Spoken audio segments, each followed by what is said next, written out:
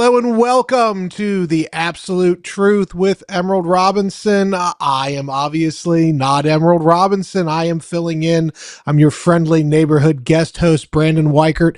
You can catch me at emerald.tv. I write under the NatSec Guy segment. You can also check me out at the Weichart Brief, weichart.substack.com, where I sort of do longer range, in-depth analyses on international relations. So, it is great to be back with you today. We've got quite an interesting show. Today we're going to be hanging out with my two friends, Dan Collins as well as Brendan O'Reilly. But before we bring them in, just want to kind of set up for you all what's happening. So as the Middle East is clearly, the ceasefire there is clearly breaking down, it is very obvious that the off-ramp to peace is, shall we say, not there yet. It's not just the Middle East, though, where you're seeing these problems of conflict, war and peace being in question. It's also in Europe, the Ukraine war. Russia and Ukraine are escalating. And then, of course, there's the always persistent threat of China.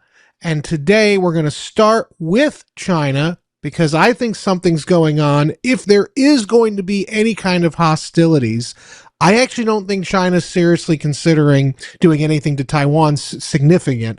I think what they might be looking at is doing some kind of hostilities or attack on Japan. Yes, Japan, which I know we all assume as being this great military power. It's backed by us, and it is a high-tech power. But as I broke down in my recent Substack essay, I actually think that there's a lot of merit to the idea that China looking for a quick win, and especially with Japan remilitarizing, China might actually get into a fight with Japan, and it actually might be able to win. And we'll get into that more. We're going to introduce you now, or bring back on the show, our friend Dan Collins, as well as Brendan O'Reilly. Dan is a man with many decades now of experience running high-end factories, and he's in the technology sector in terms of rare earth minerals and whatnot with China. In China, I think he also has some business in Taiwan, if I'm not mistaken. I know you have some connection there, Dan. And then also Brendan O'Reilly is the author of, I think in the last year, I've been saying it, my favorite book on China so far in the last year, which is Everyone is Wrong About China. Brendan O'Reilly is an intelligence analyst as well as somebody who lived in China, I think, for quite a little bit, and he speaks the language as well. So without further ado, we're going to jump right in. It's great to have you here, by the way, guys. So I'll start off with Brendan, since Brendan, I know, has some of this military analytical background. Brendan, my recent essay at Substack kind of went viral a little bit. A lot of people talking about it.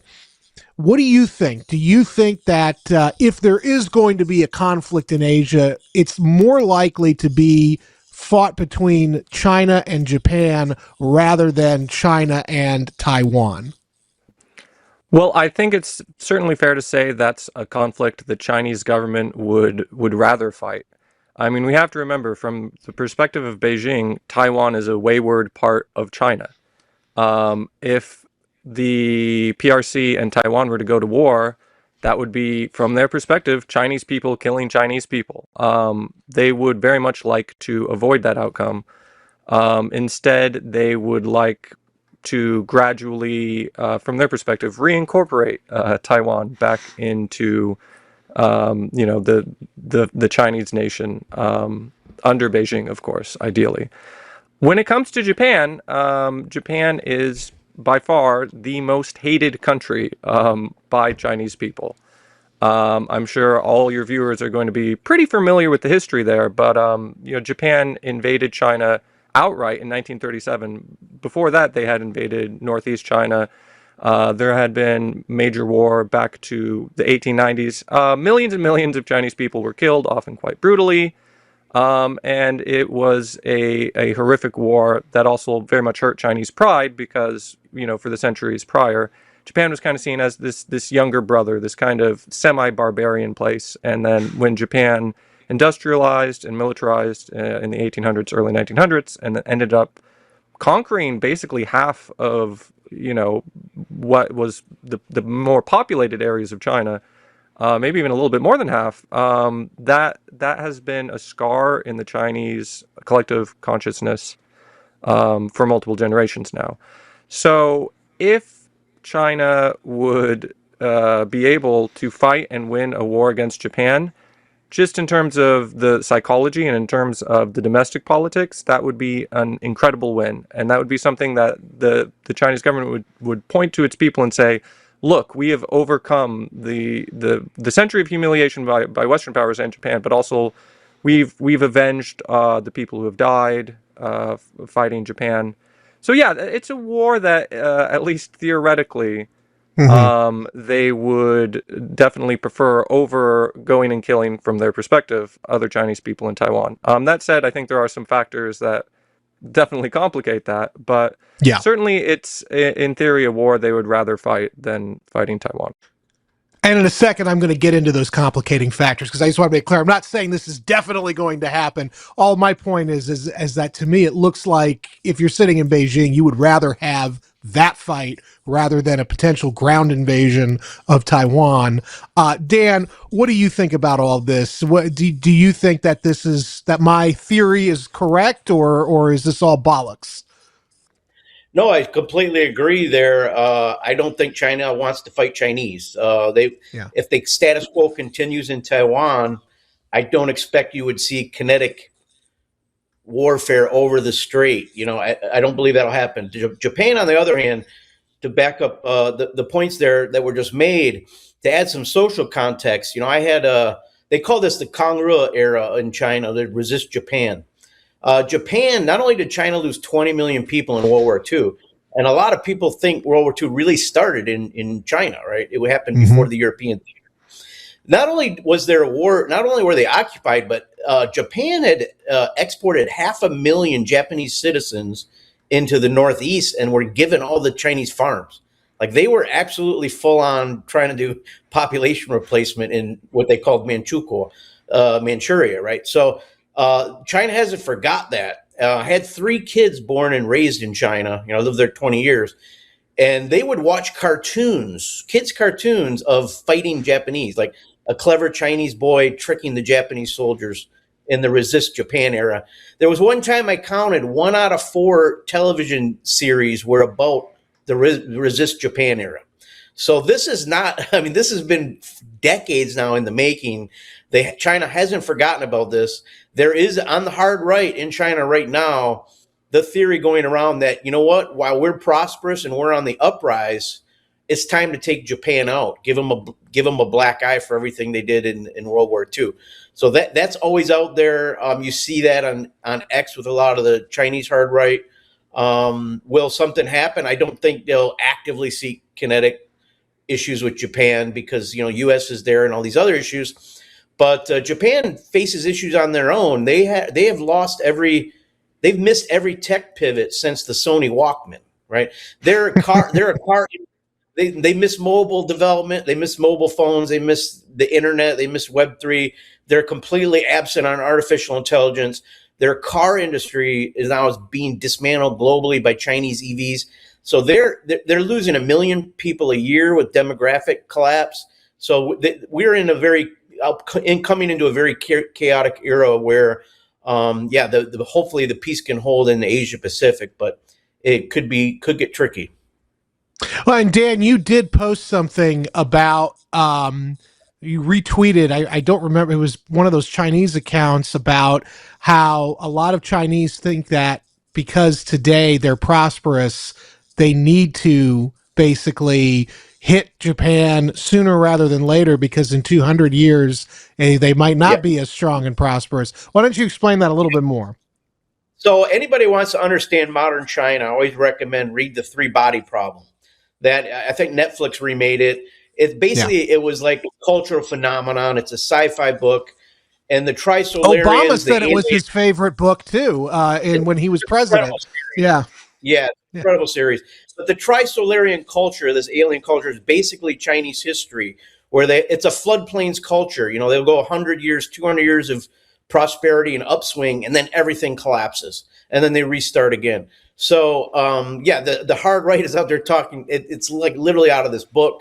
Let's strike them now. Let's finish them off before we fall back into chaos and warring states period again. And we'll just finish off Japan so we don't have to worry about them the next time we fall into a chaotic period.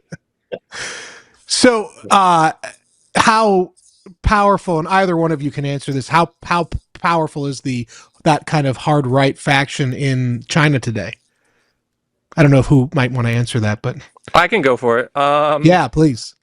I think, well, we can't exactly, copy and paste U.S. political dynamics onto China. Sure. So I describe it more as like extreme nationalist. That sentiment is definitely there, and it's certainly powerful, and it's certainly something that is cyclically appealed to by the Communist Party of China, but I think that it's a little bit cynical on the Chinese government's part. They certainly want the Chinese people to remember always the suffering that happened under the Japanese and the horrific atrocities, which is, of course, generally true. But they have been extremely conservative in terms of their foreign policy, in terms of actually moving against Japan. But this is something that does come up cyclically. Last time, most notably, was around the big leadership transition when Xi Jinping came into power. The Chinese definitely escalated the rhetorical temperature around the lingering territorial dispute between China and Japan, which is some silly little islands a little bit to the east of Taiwan that are uninhabited. Nobody lives there. But the Chinese call them the Diaoyu Islands. The Japanese call them the Senkaku. Again, no one actually lives there, and there's not even any military bases there, at least permanently. But whenever the Chinese government has felt the need to cynically, yes, I would say distract or unite the population against a foreign adversary, they have escalated the rhetoric regarding those disputed islands and said, oh, we can take them whenever. Now, to be fair, you also see this amongst more nationalist voices in Japan. I think it's kind of a cynical thing wherein, to some degree, both countries or both governments like to raise the temperature when needed, when they need to point to a scary foreign boogeyman. And that definitely happens. Now, is that happening because there is some slowdown in China? There's a lot of reports that China's going through an economic slowdown. To me, it sounds like just a correction, but could this be related, Dan, do you think, to the possibility of sort of slower growth, and maybe they're trying to rally around the flag so people don't get mad at the CC or the CPC? Yeah, I agree completely with what was just said. The government can ramp up those tensions or ramp them down.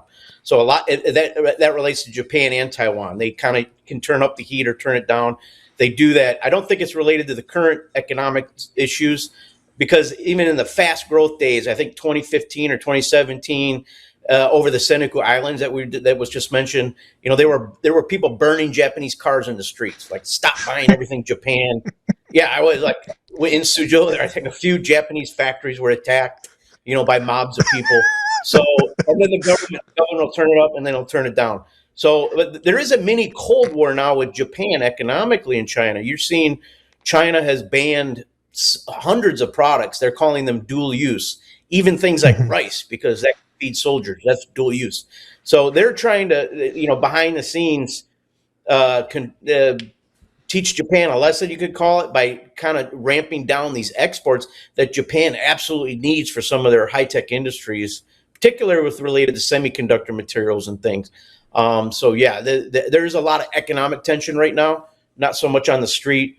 Both countries are kind of, I would say, facing aging demographics, as most of the world is. So hopefully that keeps the tensions down. But yeah, they can be ramped up at any time and they can be ramped down. The government acts as a firewall between those issues. So my last question on this segment. So Brendan, we're seeing, and I think you had tweeted at me when I posted the Substack piece I wrote, that this really is contingent on, if Japan seeks to get a nuclear weapon. Now Now, we know that they're remilitarizing at breakneck speeds in Japan. They've removed export controls for the first time in 80 years on their weapons systems. They can now sell them to the world unencumbered by their peace constitution. It looks a lot like their peace constitution's going away. They're trying to purchase all these Tomahawk cruise missiles from the U.S. Of course, there's a shortage now of those systems because of the Iran war. Do you think as the situation with U.S. military becomes we're just so distracted, so depleted, Japan feels like it has no choice but to really fully remilitarize? Do you think, Brendan, that they might try to get a nuke in Japan? And do you think that would be then the trigger for this conflict? I think the odds of Japan openly trying to get a nuke are super low. Okay. Because the Japanese government knows if they did that and the Chinese government found out, and the Chinese government would probably find out, the Chinese government would attack them instantly. That is 100% a red line for China. Japan seeking a nuke, China would attack them. Maybe not full out attack all of their military bases, but they would attack the sites where they believe a nuclear weapon is being created. And that wouldn't just be a problem with China. That'd be a huge problem with the U.S. Because if Japan has a nuke, then the U.S. as an established nuclear power doesn't like that. But also theoretically, then Japan doesn't necessarily need protection from the U.S. Then that hurts the U.S. position in the West Pacific. So absolutely, I feel it's extremely unlikely unless things go a little bit nuts in the world, which of course you can never rule out. I wanted to touch briefly on the subject of Japanese remilitarization in terms of like conventional stuff. Yeah. I actually don't think it's a major threat to China just because they have a much smaller industrial base. So yeah, they can create a bunch of missiles or airplanes or ships, but they have no hope whatsoever in outcompeting China, ship for ship, missile for missile, plane for plane. So, well, in fact, it sounds to me like China already has overmatch with missiles. I mean, that's what it looks like to me. So if 100%. there was a war, China would have. It would not involve ground forces. This would be like a sort of a beyond visual range missile, sort of like a battle in that science fiction series, The Expanse. Okay. All right. So we're going to take a commercial break here. When we come back, we are going to talk about the shortages in our industrial base and escalation in Ukraine and Russia and the breakdown of the Middle East ceasefire. So stay tuned. This is The Absolute Truth with Emerald Robinson. I'm filling in. I'm Brandon Weichart, and this is Lindell TV. We'll be right back.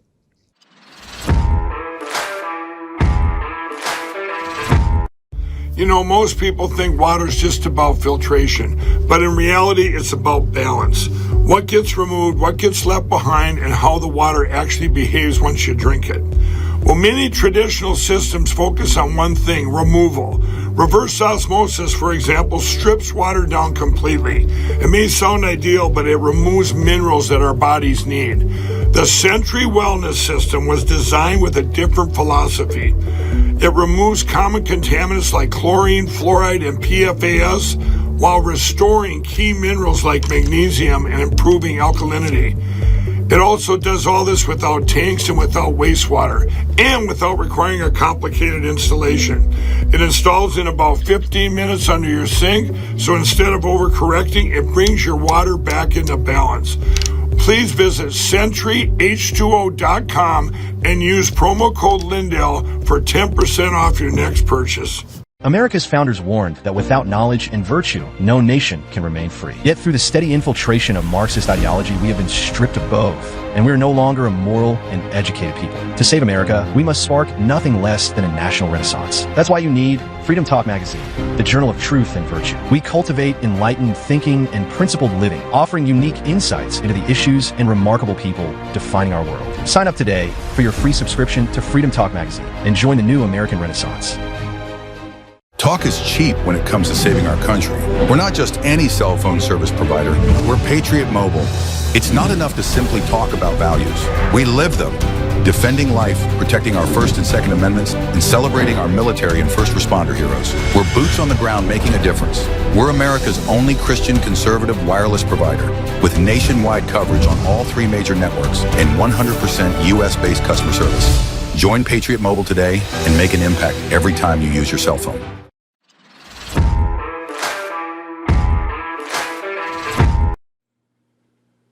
We are back with another episode of The Absolute Truth with Emerald Robinson. I'm your favorite, your friendly neighborhood guest host, Brandon Weichart, filling in for Emerald as she's on much-needed vacation with her family. You can catch me also. I write at emerald.tv under the NatSec Guy section, but also at weichart.substack.com, the Weichart Brief, where I give you a lot of deep dives on international news. We are back with my 2 friends, Dan Collins and Brendan O'Reilly. Dan has many years experience running factories in China. He's got ties to Taiwan, and he knows the whole region like the back of his hand. And then Brendan O'Reilly lived in China as well. He's an Intel analyst by trade and wrote a great book recently, Everyone is Wrong About China. Highly recommend that book. Goes through about 10 top myths regarding China. It's a very fair book.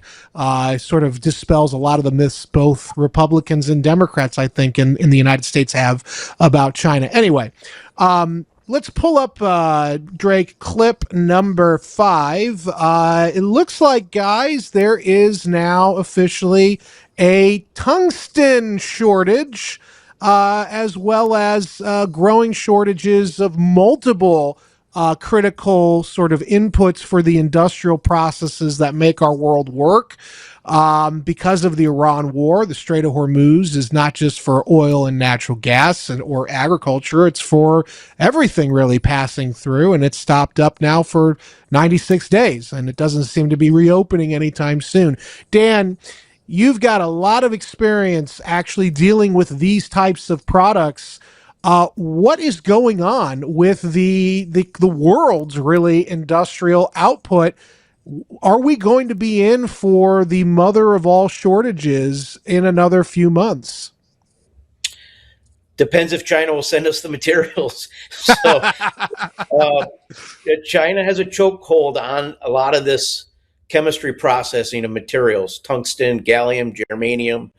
I was telling a lot of my semiconductor customers to buy gallium 3 years ago because of this. So it's not just having access and also the rare earths, which everyone's been, very familiar with now. But a lot of these materials it's not just having the raw material, it's having the capabilities to process it to purity levels of 6N to 9N. That's 99.9999% at 6N. And we just don't have this. We don't have, like on a rare earth situation, China has been developing this thing for 30, 40 years. They have 15 PhD level programs around rare earth. We have 0. So this is not something you can just flip a switch and learn how to purify this stuff. The Koreans just spent $15 billion in 10 years trying to process certain rare earth materials to the required level and just stopped. They just backed out of it. They couldn't do it. It's not just rare earth, it's tungsten. It's like, as you mentioned in the article there, it's a host of supply chain issues in terms of processing, in terms of capacity. Even look in the auto parts sector, China now owns 10,000 auto parts suppliers in the United States because none of our private equity fixed capitalism will invest in capital investment, right? It's all paper speculation. It's all money. It's all money, printed money, flipping it around. So we have serious root cause issues on the industrial level, not only going right back to the raw feedstock, but into everything along the entire supply chain. So it's we're completely dependent. And I've said this for 10 years. If China really wanted to flip the switch on us and stop sending us container ships into Port of Long Beach, we would be Mad Max in 60 days. And this all stems from where power stems from, right? So we have different concepts of power. The United States believes it's in the reserve currency, it's in the stock market, and it's in aircraft carrier battle groups. Whereas China has been functioning from power flows from the factory floor. And now they control 50% of the production of everything. They'll make 4,000 ocean going container ships this year, we'll make one. They'll make more steel in 2 weeks than we'll make all year. Okay, so and those are just two data points. You can literally go through the entire thing of everything we need to materially have prosperous lives. It's just a disaster. I think the Trump administration knows that. I think that's why they pivoted recently with the big China trip, and I think they've realized, okay, we have enough chaotic situations. Let's start to thaw out the U.S.-China relationship. I think that stems all from that. And Brendan, I want to just take a pause here and talk a little bit about bond markets. What is going on with the bond markets, and why should Americans be paying attention to that? Well, obviously, U.S. Treasury bond yields have been going up a lot, especially since the U.S. government decided to start this war with Iran. It's a function of many different things, but probably the biggest one is that U.S. government spending is going up. U.S. government spending is going way up because of this war. I mean, it's been going up more or less continuously for my entire adult life. But it's certainly been going up significantly in the last several weeks. War is super expensive. It's incredibly expensive to send all this material across the Atlantic Ocean, over Europe, over to the Middle East. And then a lot of it got destroyed. Multiple billions of dollars worth of radar systems have been completely destroyed. So theoretically, even if they're not actually able to get some of these essential materials from China to rebuild some of these systems, the government's going to try. The government's going to keep throwing money at the problem. So the government's borrowing more money. That, everything else being equal, makes bond yields go up. But everything else is also not equal. There's other factors at play. For example, a major purchaser of U.S. government debt would be Gulf Arab monarchies that export oil. Saudi Arabia is making a ton of money because they can export out through the Red Sea, at least for now, assuming the situation doesn't escalate more, because they're not going to be able to do that if the situation escalates more and Iran brings the Houthis into play. But at any rate, except for Saudi Arabia, Kuwait, Qatar, UAE, they are making way, way less money than they used to, so they're buying fewer U.S. treasuries. And all of this, it's kind of an arcane, and it sounds almost magical to people sometimes, but really it's not that complicated. The U.S. government spending way more money, and there's overall less money around to spend on the U.S. treasuries, at least from certain key countries. So that makes rates go up, and of course there's downstream impacts throughout the U.S. and global economy. It makes borrowing more expensive for everyone, so that impacts housing, consumers, basically everything. And does that lead to a more likely chance that the de-dollarization of the world's economy could be underway, or is that overblown? Well, I mean, it's really hard to say. I've seen some interesting analysis just over the last week, in which people are saying the European Central Bank actually, I think, came out recently and said global reserves, there's now more in gold than there is in U.S. dollars. Yeah. But when we talk about the role of the U.S. dollar, it's not just it's the theoretically reserve currency. But also, very importantly, it's the main medium of trade. And so the analysis that I've seen over the last week or so is that there might be some sort of divergence coming about, wherein the dollar remains the main medium for international trade, but becomes less and less dominant in terms of acting as a reserve currency, especially compared to gold. And Dan, what does that do to the U.S. economy? It's a catastrophe. We look at international world. Yeah, I mean, there's no other way to say it. If you look at international reserve currencies, we have like policy meetings. Okay, Bretton Woods, that ushers in the dollar, reserve currency. But in reality, these it was the British pound. It became the dollar because Britain lost their empire in World War II. So it comes from the world's. You have to be the world's largest trading nation and the world's largest creditor. Those both factors have switched from the United States to China. China's 50%. Everyone's largest trading partner is China. they hold Chinese RMB, they can buy Chinese manufactured goods.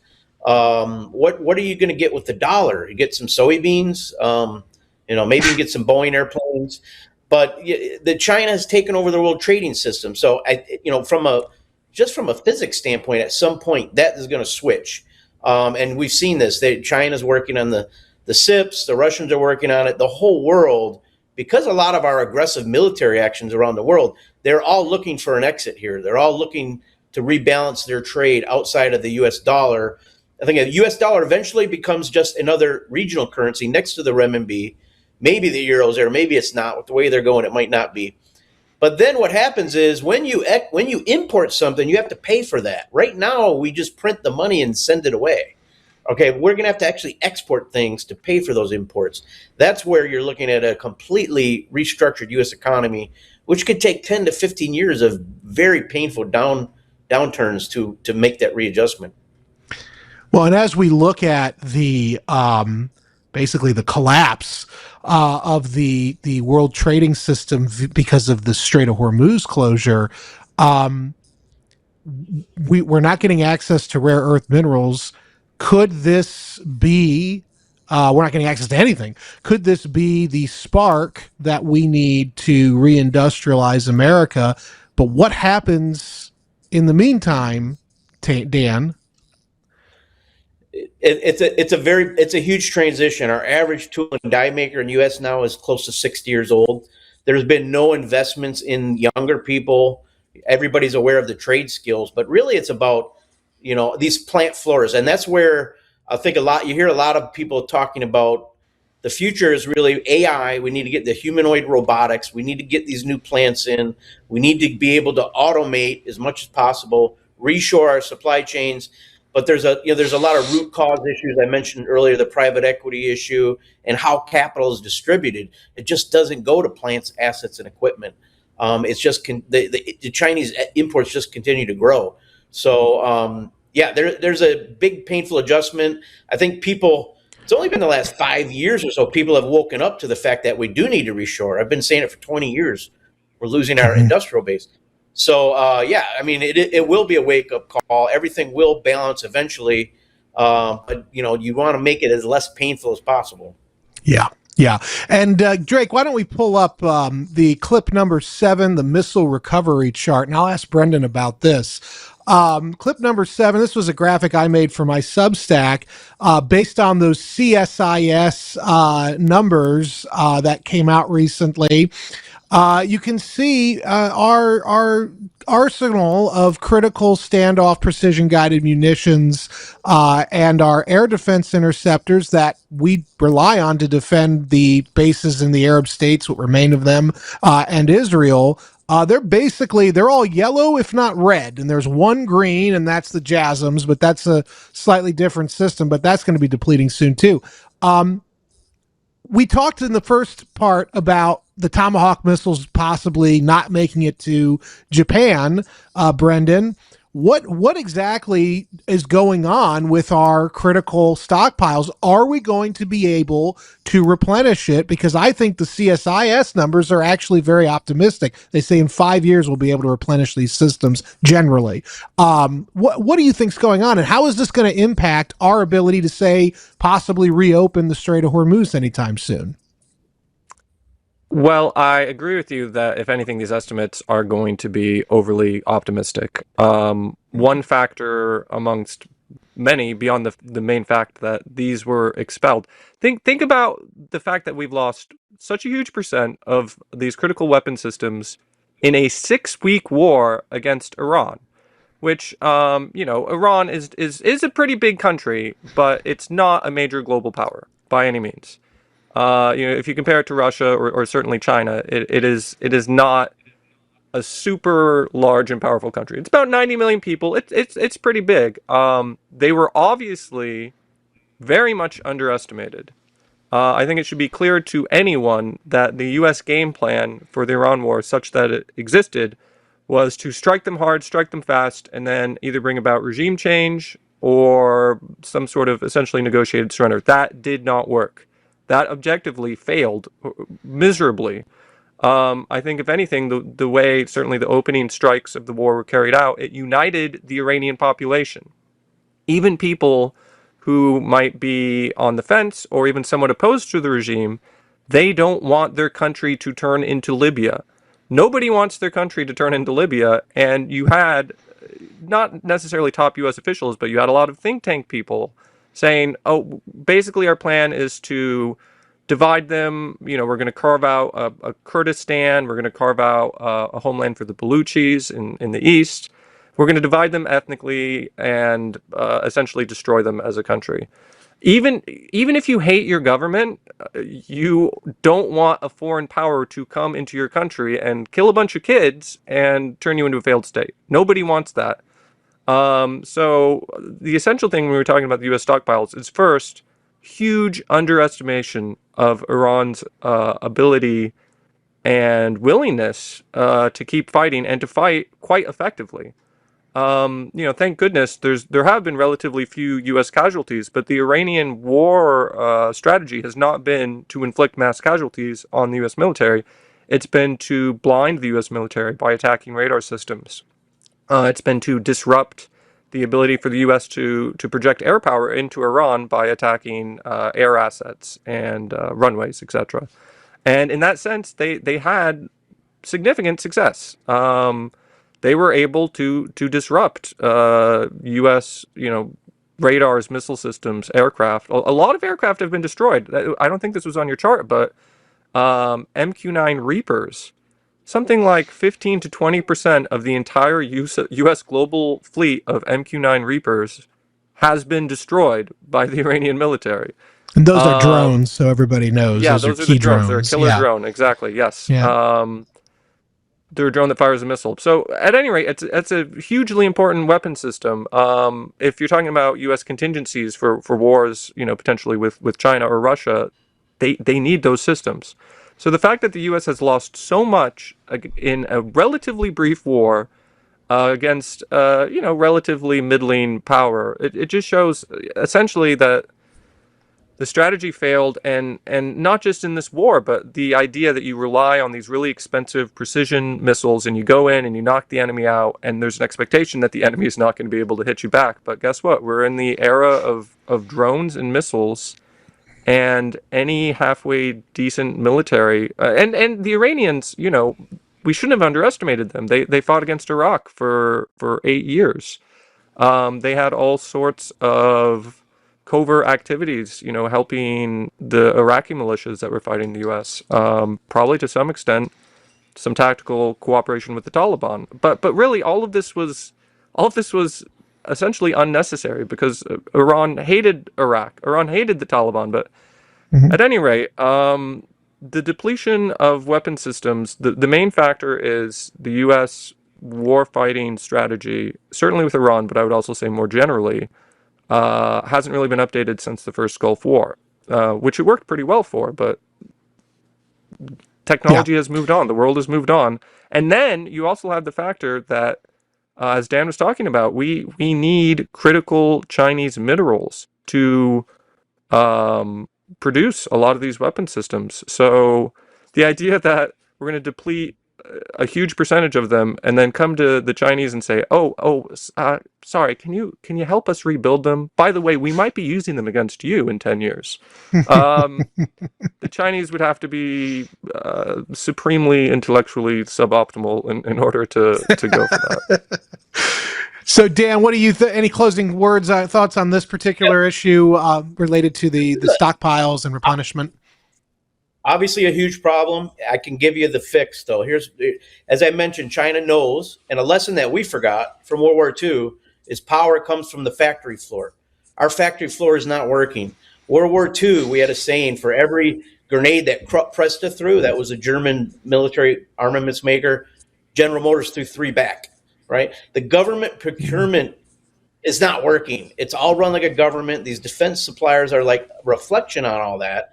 You need a dictator there to go out and take Lockheed Martin's design and hand it to Ford, or go to Raytheon, take their design and hand it to General Motors, give them a contract and say, when I moved to China in 98, I ran a General Motors Norinco joint venture. Norinco is the Lockheed Martin of China.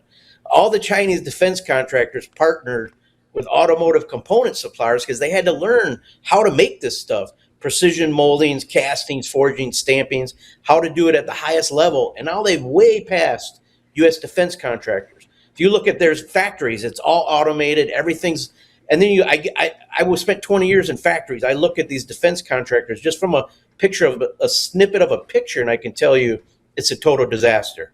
So you need to read, this can be fixed, but you really need a dictator in military procurement, and you really need to start doing some of this out of the box stuff and bring on new people to manufacture this stuff.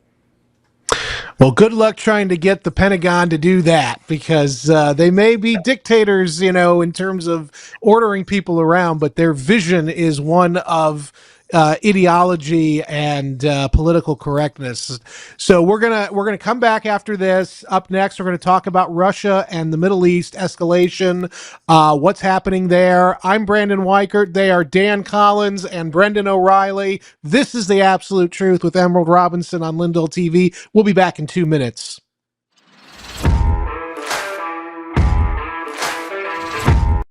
Have you ever noticed how complicated it is to get your medication? When you're not feeling well or you're running low on something, it turns into a whole process. You call the doctor, your appointment's days away, you sit in the waiting room, then you stand in line at the pharmacy, and sometimes they don't even have it. That's the old system. It is slow, it's frustrating, and it doesn't have to be that way. That's why I've been telling you about All Family Pharmacy. My family loves it, and I use them myself. You go online, you choose what you need, you fill out a short medical form, and one of their licensed doctors reviews your request. If it's appropriate, they write up the prescription, and it ships straight to your front door. This is how healthcare should work. If you believe in being prepared like I do, this is one of the smartest moves you can make. Go to allfamilypharmacy.com/Lindell. Use the code Lindell10 to save 10% today. Welcome to Vocal, the free speech social app that gives you a platform to amplify your voice. Speak freely, connect boldly, and be part of a growing movement for truth, faith, and freedom. Want to know what's happening right now? The Now Playing feature shows you exactly who's live and what's streaming in real time. Check out the show's feed, a non-stop lineup including Lindell TV News 24/7, shows and on-demand programming all in one place. Connect with your favorite host and never miss a show. Explore the featured page for quick access to Lindell TV's top shows. Follow your favorites and watch their newest content flow right into your feed. And when they go live on Vocal, you can join the live chat and be part of the action. Ask questions, share your thoughts, even help shape future shows. Stay informed on issues around securing our elections by following your state's Cause of America account. Join a group and connect on a deeper level, from faith and freedom to the future of our nation. Go to vocal.com or download the app today and be a part of the mission to save our country.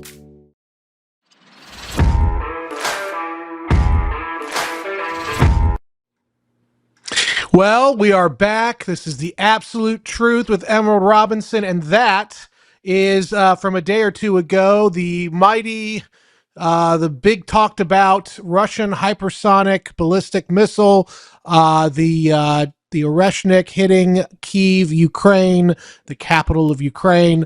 This was in response, we are told, for the attacks by Ukraine targeting Moscow oil refineries, Russian nuclear command and control and communications facilities within Russia, but also the very, very horrific Ukrainian strikes on eastern Ukraine that resulted in the targeting of a school that they did lose people in eastern Ukraine, teachers and children, apparently, as a result. Nobody really knows why that school was hit, but once the school was hit, Putin retaliated this way against the capital of Ukraine. And if you pull up the image of Zelensky, this is from earlier today or yesterday, I guess. This is a very stressful moment for the Ukrainian government. The Zelensky says that the war runs on no sleep. However, the reason this image was posted is because this is supposedly a briefing that Zelensky has received that proves Ukrainian intelligence, which really means U.S. and NATO intelligence, have successfully mapped the entire Russian liquefied natural gas and oil production system within Russia. And the claim is that Ukraine can hit any of these areas and basically cut off Russia from its ability to sell and produce oil and natural gas, which has really sustained the economy there. We are joined again by my friends Brendan O'Reilly, the author of Everyone is Wrong About China and an Intel analyst, and my other friend Dan Collins, who has many, many years of experience running high-end factories in China, and he's got a lot of ties to Asia, but he also knows a little bit about this part of the world, Russia. Dan, what do you think is going on in Russia? Do you think so? Andrei Martyanov was on my show, and he's of course very pro-Russian, but he is a military scientist, and he explicitly said they're escalating, the Russians are, and this is the end game, and the days are numbered now. Now, to be fair, I've heard this before though from other people over the years. So, Dan, what do you think is going on? I do believe we are at the edge. I think I said a few weeks ago that the gloves are coming off after that terror attack that killed 21 students. It was not a military target. There's so much pressure building now on Putin that he's got to end the war. He's got to. Most likely they'll go full mobilization. They're going to visit Kiev with Oreshniks. I think they're going to go after the command and control.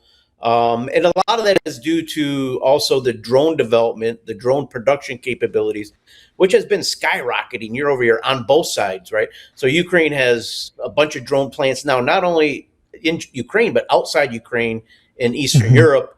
We'll be all lucky if we don't get Article 5 triggered here, because I think the next step will also be if anyone gets involved. The next step is to hit Eastern Europe somewhere. So, and I think after watching what's happened in Iran, I think Putin's even more emboldened. But he's getting a lot of pressure from his population to end this war. Like it takes a while to make the Russians hate, but now they hate the Ukrainians after all these terror attacks. So I think you're gonna just see massive escalation. We've come out of the winter now. We're moving into the campaign season. I think there's talks of hundreds of thousands of North Koreans joining this war. We've seen fight before, but in smaller numbers, 10, 20,000. Kim in Korea has said if Russia is attacked, that triggers out, it's like the same as attacking North Korea. So I think you'll see them involved. Maybe Belarus gets involved, maybe not been able to stay out this long. But yeah, it doesn't look good. Europe has never, even though we say we pull back, we continue to arm Ukraine, and the Europeans have just lost all rationality. And it looks, if the base case is World War III at this point. So another thing I keep hearing, and then I'm going to go to Dan real quick about this: the defense industrial bases of NATO versus the defense industrial base of Russia. I keep hearing Russia's can't sustain the war. Now, if Ukraine really has the capability to disconnect the oil and natural gas flows out of Russia, I would assume that would be very devastating. But beside that, I don't know if they really can do all that. But beside that, who's winning the defense industrial war? I think Russia is, and I think a lot of that goes back to the procurement of the defense industry. A lot of these Russian defense companies are state-owned. They get told to make X amount of cruise missiles, they go make X amount of cruise missiles.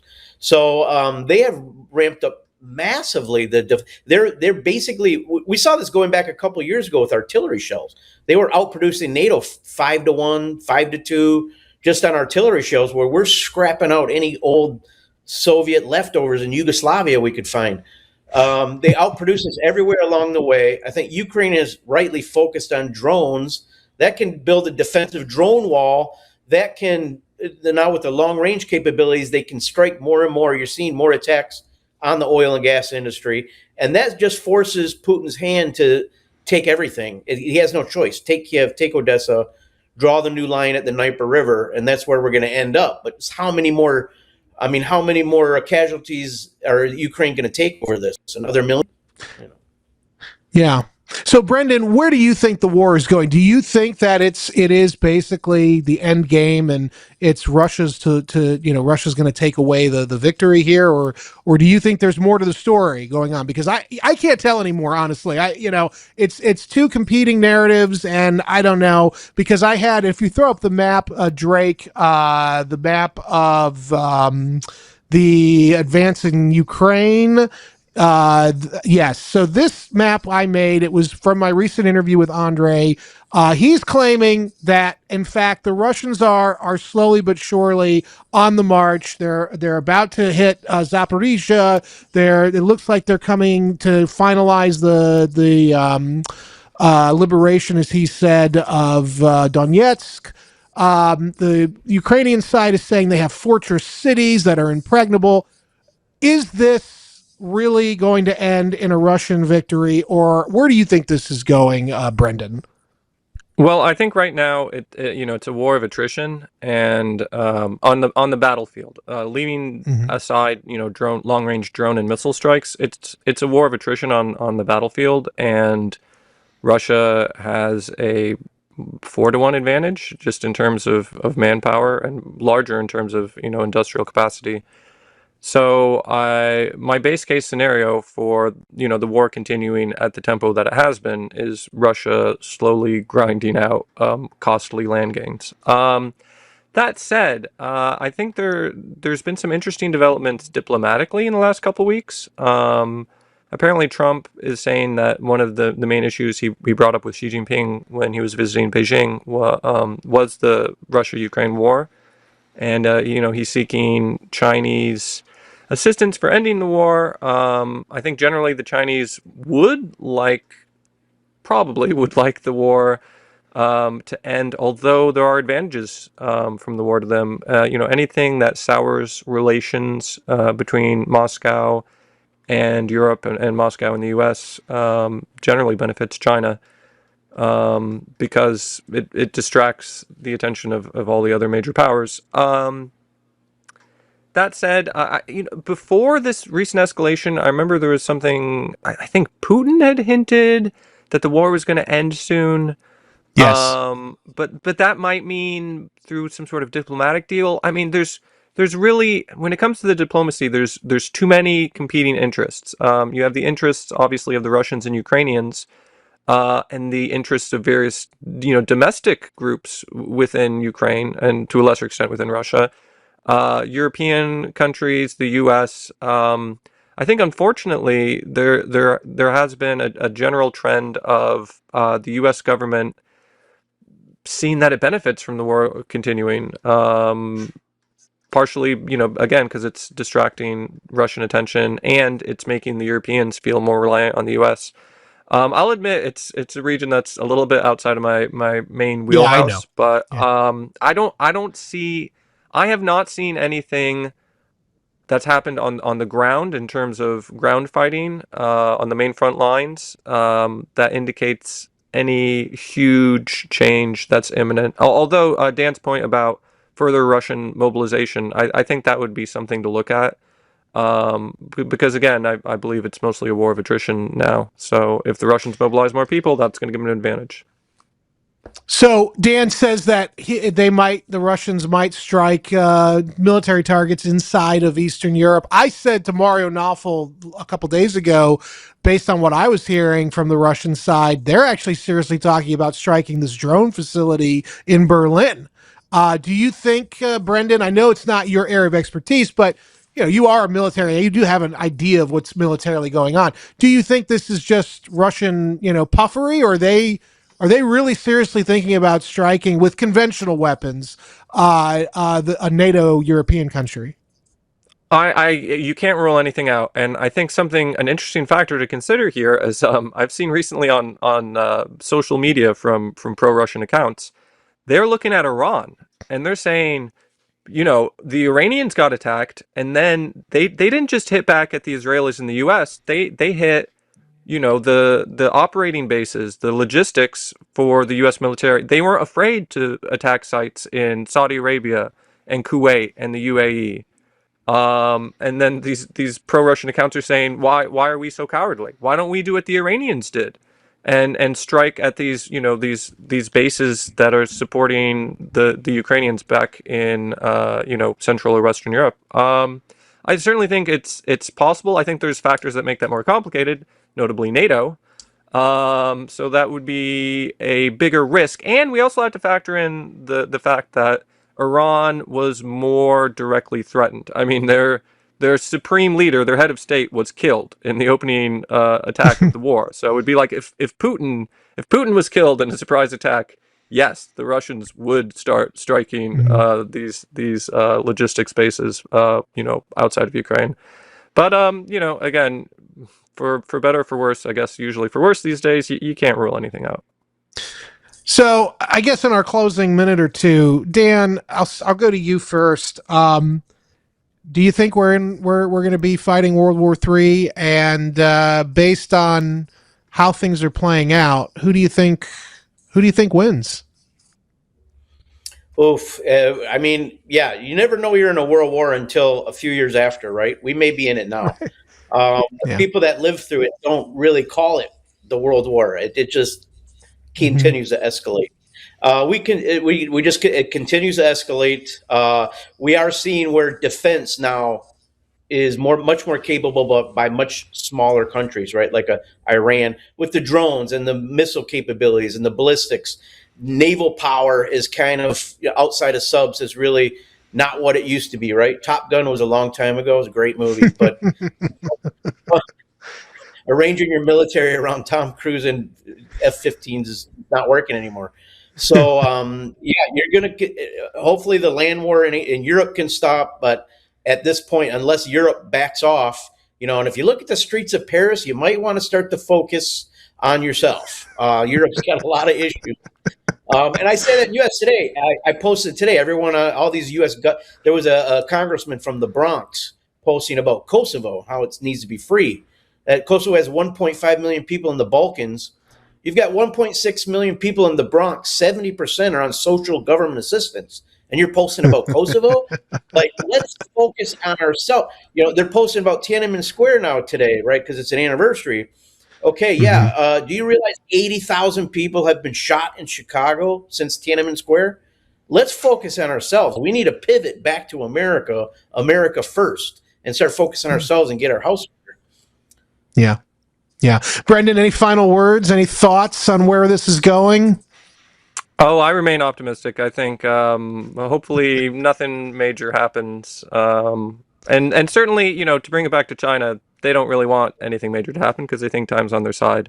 So at least in terms of the major powers, they are still taking, and I think will probably still take, a conservative approach. Unless their economy collapses and they need to unite their population by fighting a war against a foreign enemy. But unless that happens, I think at least East Asia should probably be okay. Well, with those industrial inputs, though, being squeezed, I mean, they're already running out of plastic bags in Japan. I know China has greater depth industrially, but, this thing could last through Christmas, this closure. I mean, who knows what that does? At some point, there will be shortages in China as well. So, I mean, Well, with that, this has been a fun panel. We'll have you back again. I am Brandon Weichart, filling in for Emerald Robinson on The Absolute Truth.